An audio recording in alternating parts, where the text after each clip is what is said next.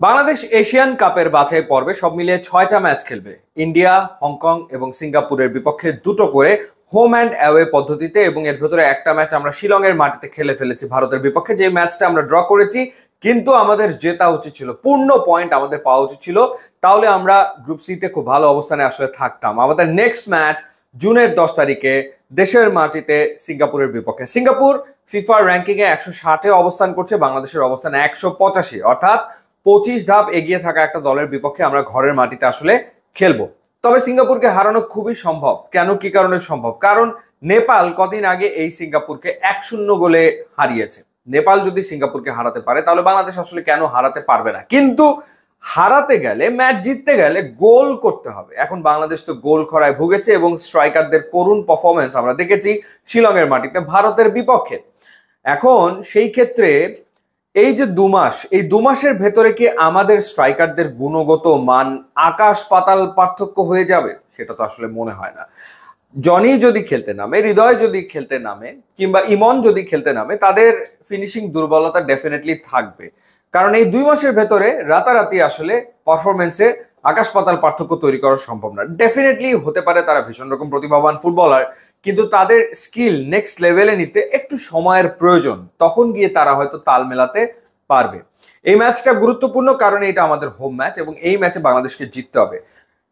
গ্রুপে কোনো ম্যাচ হারা যাবে না এবং অবশ্যই হোম অ্যাডভান্টেজ কাজে লাগিয়ে, হোম ক্রাউডের সাপোর্টকে কাজে লাগিয়ে বাংলাদেশকে হোম ম্যাচগুলো থেকে পূর্ণ পয়েন্ট আদায় করার চেষ্টা ডেফিনেটলি করতে হবে। সেই ক্ষেত্রে সিঙ্গাপুরের বিপক্ষে ম্যাচ জেতার কোনো বিকল্প বাংলাদেশের নেই জুনের 10 তারিখে। সামিত সোম, তাকে কিন্তু জুনের ম্যাচে পাওয়ার সম্ভাবনা খুবই ক্ষীণ। যতটুকু আমি শুনেছি, সামিত সোম প্রবাবলি অক্টোবরের ম্যাচে গিয়ে বাংলাদেশ স্কোয়াডে যোগ দিয়ে মাঠে নামতে পারবে, কিন্তু জুনের ম্যাচে সামিত সোমকে কিন্তু পাওয়ার সম্ভাবনা খুবই ক্ষীণ। সেই ক্ষেত্রে যে স্কোয়াডটা আমাদের আছে সেই স্কোয়াডই আসলে খেলবে। তো সেই জায়গাটাতে স্ট্রাইকারের যে ক্রাইসিস অ্যান্ড ঘাটতি, সেটা কিন্তু থাকছেই। সেই ঘাটতিটা পূরণ তো করতে পারে ফাহমিদুল ইসলাম, তার পক্ষে সেটা পূরণ করা আসলে সম্ভব। কারণ তাইফে অনুশীলনে তিনি তার স্কিল দেখিয়েছেন, কোচ খুশি ছিল। একটা ওয়ার্ম আপ ম্যাচ বা practice match, whatever it was, তিনি খেলেছেন, যেখানে তিনি গোল করেছেন, একাধিক গোল করেছেন। সবাই তাকে নিয়ে উচ্ছ্বসিত ছিল এবং তার গতি রয়েছে এবং ফিনিশিং ক্যাপাবিলিটি তুলনামূলক বেটার।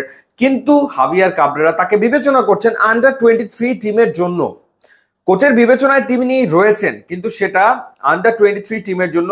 এফসির যে আন্ডার 23 টুর্নামেন্ট বাংলাদেশ খেলবে, সেখানে যে স্কোয়াড রেডি হবে সেই স্কোয়াডে তিনি ফাহমিদুলকে চিন্তা করছেন। কিন্তু আমার মনে হয় যে জুনের ম্যাচে ফাহমিদুলকে ন্যাশনাল টিমে আসলে বিবেচনা করা উচিত।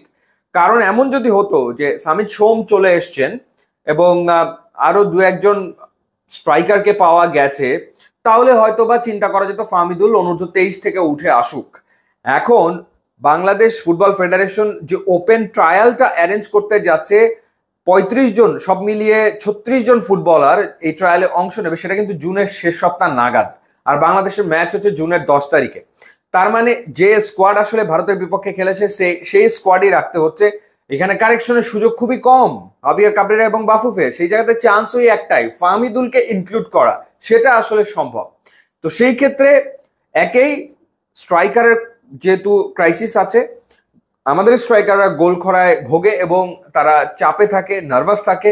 তো সেই জায়গাটাতে ফাহমিদুলকে ন্যাশনাল টিমেই খেলে দেওয়া উচিত অন্তত এই জুনের 10 তারিখের ম্যাচে। কারণ সিঙ্গাপুরের বিপক্ষে বাংলাদেশ যদি হেরে বসে কিংবা যদি জিততে না পারে, তাহলে আসলে এশিয়ান কাপের মূল পর্বে কোয়ালিফাই করা বাংলাদেশের জন্য কঠিন হয়ে যাবে। তাহলে চান্স কেন নেওয়া, কি কারণে নেওয়া? সে কারণেই ফাহমিদুলকে এই মুহূর্তে অনূর্ধ্ব 23-এ বিবেচনা না করে জাতীয় দলে বিবেচনা করা উচিত বলে আমার কাছে মনে হয়। আপনার কি মনে হয় জানাবেন। ইউটিউব, ইনস্টাগ্রাম লিংক দেওয়া আছে, যোগ দিলে খুবই খুশি হবো। And thanks for watching.